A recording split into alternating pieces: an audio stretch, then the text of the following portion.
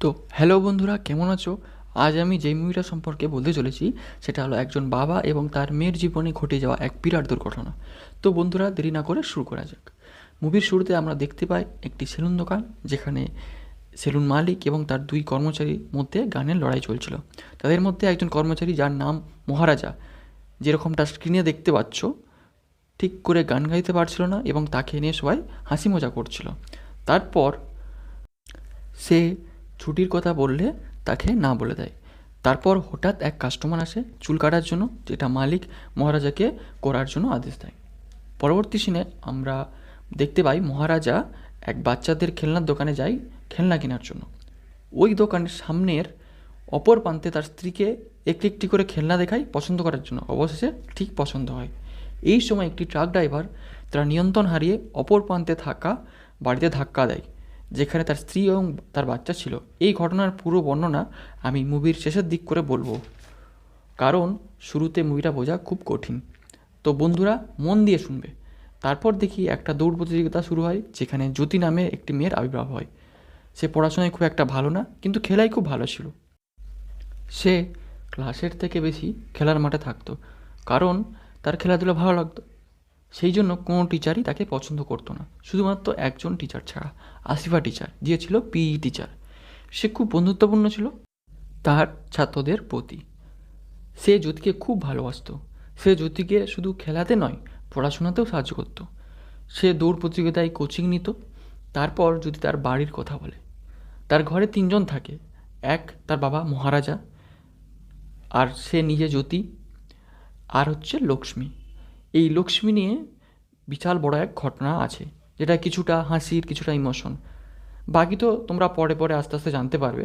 শুধু একটা বলি, সেটা হলো যে লক্ষ্মী হলো বেকার জিনিসপত্র ফেলে দেওয়া বা ফেলে রাখা একটা ডাস্টবিন, যেটা ওই গাড়ি দুর্ঘটনায় জ্যোতিকে বাঁচিয়েছিল। তারা দুজনে প্রতি শুক্রবার লক্ষ্মীকে স্নান করা, তিলক লাগানো করতো। প্রতিদিনের মতো লেমন রাইস আর ডিম, একই রকম খাবার খেতে বিরক্ত হতো জ্যোতি। তারপর সে স্কুলের উদ্দেশ্যে বেরিয়ে যায়। ও তার বাবা ঘরের কাজ ছেড়ে দোকানে চলে যায়, আর যাবার সময় চাবিটা একটা ফুল গাছের ডাব্বার নিচে রেখে আসতো। যে আগে আসতো সে ওটা নিয়ে দরজা খুলে বাড়ি প্রবেশ করতো।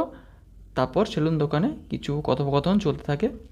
পরের সিনে আমরা দেখি ডাক্তার কাকু, তার বাবার, যে ছিল তার বাবার বন্ধু, অর্থাৎ মহারাজার বন্ধু, সে মহারাজা তার দাড়ির শেভ করার জন্য তার বাড়িতে যায়। বাবা ও মেয়ে দুজনে মাসে একদিন ছুটি পেত। ওই দিন ঘুরতে যেত। তার বাবা ঘর থেকে দোকান, আর দোকান থেকে বাড়ি আসতো। তারপর একদিন চিফ গেস্টকে দেওয়া ওয়েলকাম ড্রিঙ্কে অ্যালকোহল মিশানোর জন্য জ্যোতিকে টিসি এবং স্পোর্টস সার্টিফিকেট নিয়ে চলে যেতে বলে। আর মহারাজা বারবার বলছিল তার মেয়ে কোনো ভুল করেনি। বলে কি না জ্যোতির ব্যাগে অ্যালকোহলের বোতল ছিল। তারপর আসিয়া ম্যাম একটা ছেলেকে নিয়ে আসে যে এই কাজটি করেছিল। তারপর সবাই চলে যাওয়ার কথা বলে, কিন্তু মহারাজা বলে তার মেয়ে কোনো দোষ করেনি, তাই তার কাছে ক্ষমা চাইতে বলে। ওইখান থেকে যাবে না যতক্ষণ অবধি সে তার মেয়ের কাছে ক্ষমা চায়। সিকিউরিটি গার্ড দিয়ে তাকে বের করতে বলে। তারপর একটা জায়গা এমনভাবে ধরে থাকে, শেষমেশ সেখানটা ভেঙেই যাবে, এরকম অবস্থাতে সে অবশেষে ক্ষমা চেয়ে নেয়। পরবর্তী এক সপ্তাহের জন্য জ্যোতি তার স্পোর্ট ক্যাম্পের জন্য খেলতে বাইরে যাচ্ছে, এবং সে তার বাবাকে বলে যেন সময়ে খাবার খায় এবং জানলা যেন না খুলে রাখে, আর লক্ষ্মীকে যেন পরিষ্কার পরিচ্ছন্ন রাখে। এরপর সে প্রতিদিনের মতো বাড়ি থেকে বেরিয়ে যায় আর দোকানে, আর দোকান থেকে আবার ঘরে ফিরে আসে। এরপর একটি গ্যারেজের সামনে একটি গাড়ি আসে। গাড়ি মালিক বলে তার চশমা কোথায়, যেটা গাড়িতে ছিল। ও গ্যারেজ মালিককে মারধর করে। গাড়িটা ওই গ্যারেজে সার্ভিস করার পর আর সে চশমাটাকে দেখতে পায়নি। তারপর গাড়িটি যে সার্ভিস করেছিল সে আসে, তাকে জিজ্ঞাসা করলে সে বলে আমি জানি না। তাই গাড়ি মালিক ও তার মধ্যে মারপিট হয়। চশমাটি না পেলে মারার হুমকি দেয়। তাই ওই দিন রাতে গাড়ি মালিক ও তার কিছু বন্ধু মিলে একটা জায়গায় ড্রিঙ্ক করছিল ও গাড়ি নিয়ে আলোচনা করছিল।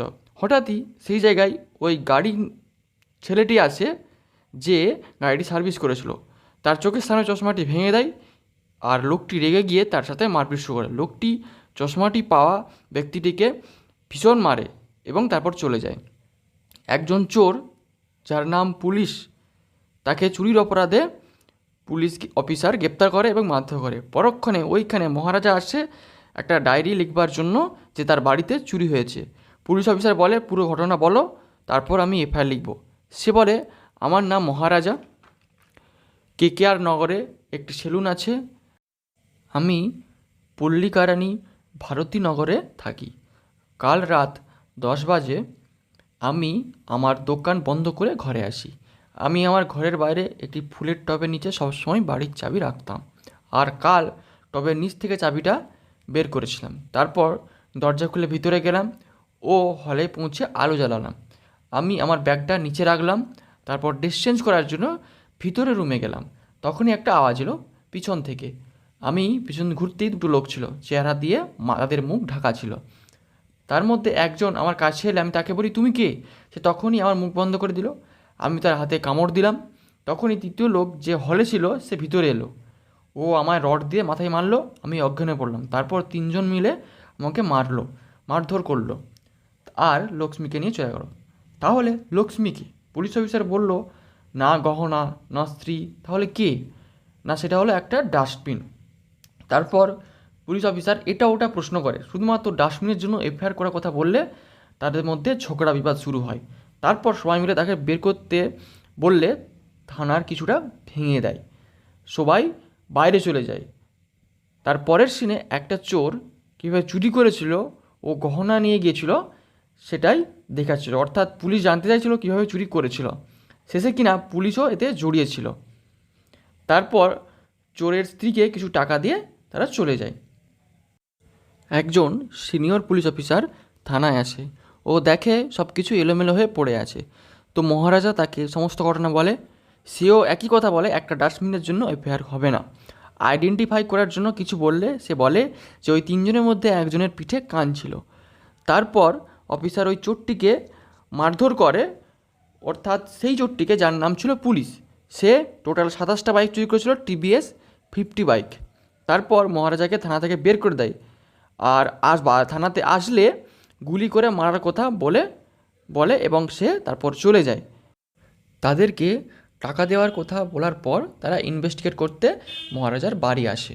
জ্যোতি তার বাবাকে ভিডিও পাঠায় ও বলে লক্ষ্মীর ফটো পাঠানোর জন্য। ইনভেস্টিগেট করার সময় তাকে কিছু প্রশ্ন করে। পরের সিনে দেখা যায় 2জন ব্যক্তি মিলে একটা বাড়িতে চুরি করে এবং সব কিছু নিয়ে বাড়িটা জ্বালিয়ে দেয়। তারপর ওই 2জনের মধ্যে একজন আসে, পরিবারের সঙ্গে সময় কাটায়। দেখা যায় ওই ডাস্টবিনটা থাকে তার বাড়িতে। তারপর সবাই মিলে ওই ডাস্টবিনটা খোঁজার চেষ্টা করে। এদিকে তার মেয়ে খেলার জন্য প্র্যাকটিস করে, অর্থাৎ মহারাজার মেয়ে। তাদের খেলা শেষ হলে তারা সবাই মিলে মজা আড্ডা করে। তারপর আবার ওই 2জন অন্য এক বাড়িতে চুরি করে।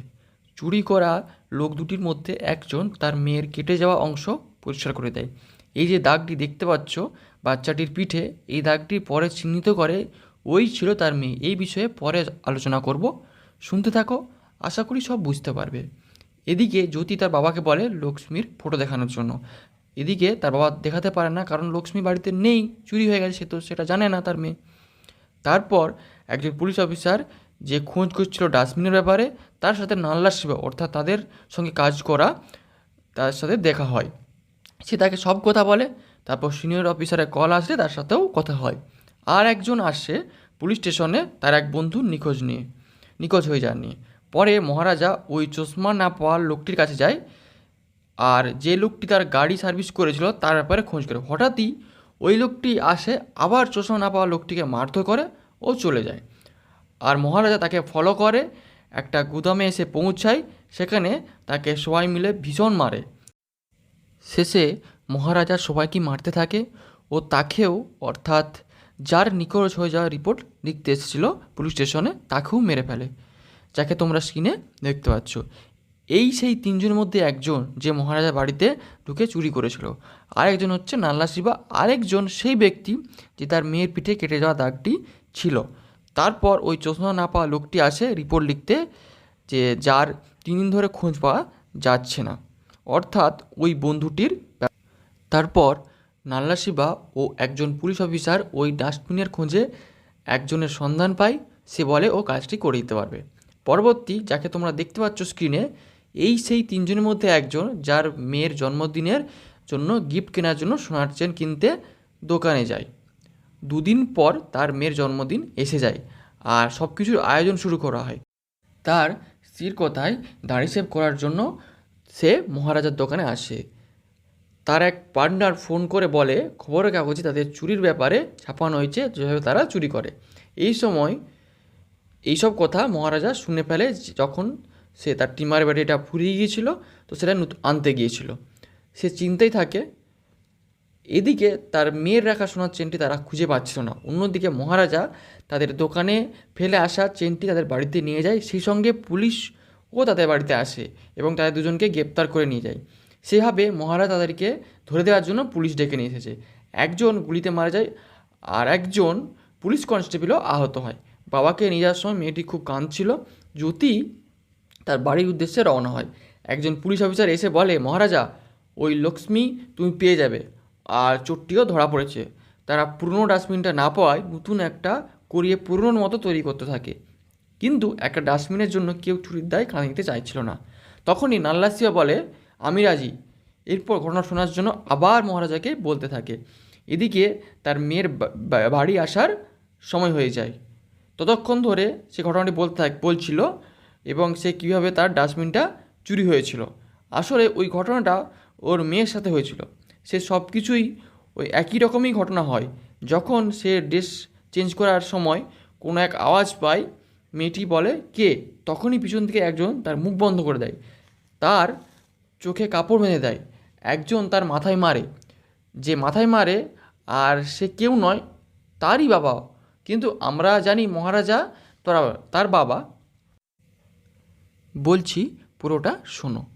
সে তার মেয়েকে প্রচণ্ড মারে আর অজ্ঞান করে দেয়, কিন্তু সে জানতো না ও তারই মেয়ে। লোকটা রাগ ছিল যে মহারাজা জন্যেই তাকে জেলে যেতে হয়েছিল আর পরিবার থেকে আলাদা হতে হয়েছিল। মেয়েটির উপর আরও খারাপ অত্যাচার করে। এদিকে সে জুতো কিনতে গেলে সে এরকম জুতো না পাওয়ায় তাকে দোকানে অপেক্ষা করতে হয়, কারণ তার মেয়ে বলেছিল, অর্থাৎ জ্যোতি বলেছিল যে যেন সেরকমই জুতো পাওয়া যায়। এদিকে মহারাজ যখন ঘটনাটি বলছিল তখন সে বলতে বলতে কাঁদতে আরম্ভ করে দিয়েছিল। এইসব ঘটনা শোনার পর নাল্লা শিবা হতবাক হয়ে যায়, কারণ সেই তো ছিল 3জনের মধ্যে একজন। তারপর নাল্লা শিবা ওই মেয়েটির বাবাকে কল করে আর সব কথা বলে। সিনিয়র অফিসার কাল সকালের জন্য অপেক্ষা করতে পারে। অপরদিকে মহারাজা বাড়ি এসে জ্যোতিকে বলে যে সে যেরকমের জুতো পেয়েছিল সেরকম রঙের পাওয়া যায়নি বলেই সে জ্যোতিকে দেখে আর তার মুখ থেকে কোনো আওয়াজ বের হয়নি। সঙ্গে সঙ্গে হসপিটাল নিয়ে যায় আর তার ট্রিটমেন্ট চলে। আর বাড়িতে মহারাজা সব ভাঙচুর করে। কিছু একটা তার কানে লাগে আর আঘাতে লেগে সে অজ্ঞান হয়ে যায়। জ্যোতি বলে যে আমার সাথে এই কাজটি যে করেছে তার সাথে সে কথা বলতে চায়, দেখা করতে চায়। নাল্লা শিবাকে মহারাজার বাড়িতে নিয়ে আসা হয় আর তাকে কীভাবে চুরি করেছিল সে তার বাড়িতে তার অ্যাক্টিং করতে বলে। এই সময় মহারাজা নাল্লা শিবার পিঠে হাত দিতেই বুঝতে পারে ওরই পিঠে কান আছে, যেটার কথা আগেই বলেছিলাম। সে পরিষ্কার বুঝতে পারে এইসবের মধ্যেই পুলিশ ডিপার্টমেন্ট জানতে পারে নাল্লা শিবাও এইসবের মধ্যে জড়িত। তাই তাকে মহারাজার হাতে নাল্লা শিবাকে দিয়ে দরজা বাইরে থেকে বন্ধ করে দেয় এবং তারা বাইরে বেরিয়ে চলে আসে। অবশ্যই তাকে মেরে দেয়। অন্যদিকে মেয়েটির বাবা, অর্থাৎ ওই 3জনের মধ্যে একজন জানতে পারে তার সাথে দেখা করতে কেউ এসেছে। সে আর কেউ নয়, সে ছিল মহারাজা। তাদের মধ্যে মারপিট হয়। শেষে মহারাজা তার মেয়েকে নিয়ে তার সাথে আসে, তার সাথে কথা বলার জন্য। কথা বলে তার সামনে সেই সোনার চেনটি ছুঁড়ে দেয়। এরপর যে কথাটা বলছি সেটা তোমরা একটু মন দিয়ে শুনবে, তাহলে ভালো করে পুরো ঘটনাটা তোমরা বুঝতে পারবে। ওই লোকটি জেল যাওয়ার পর একদিন মহারাজা ও তার স্ত্রী, তার মেয়ে আসে ওই যে লোকটি জেলে গিয়েছিল তার স্ত্রীর কাছে আছে ওই সোনার চেনটি দেওয়ার জন্য। মহারাজাকে বলে তার স্ত্রী ও বাচ্চাটির জন্য গিফট আনতে। ওই যে গাড়ি অ্যাক্সিডেন্টটা হয়েছিল ওটা ওই মহিলার বাড়িতে হয়। ও সবাই মারা যায়, শুধুমাত্র লোকটির মেয়েটি পেয়েছিল। তাই ওই ডাস্টবিনের মধ্যে ঢাকা অবস্থায় তাকে মহারাজা মানুষ করে, বড় করে। আর মেয়েটি যখন তার বাবার সাথে কথা বলে ওই মহারাজার সাথে চলে যাচ্ছিল, লোকটি দেখে মেয়েটির পিঠে সেই আঘাতের দাগ। তখনই তার মেয়ের কথা মনে পড়ে, তার মেয়েকে চিনতে পারে আর কাঁদতে থাকে। কিন্তু তখন সব কিছুই শেষ হয়ে গেছে। শেষে সে ছাদ থেকে পড়ে মারা যায় আর সব শেষ হয়ে গেল। তো তো বন্ধুরা কেমন লাগলো? ভালো লাগলে লাইক, কমেন্ট অ্যান্ড সাবস্ক্রাইব করতে ভুলো না যেন।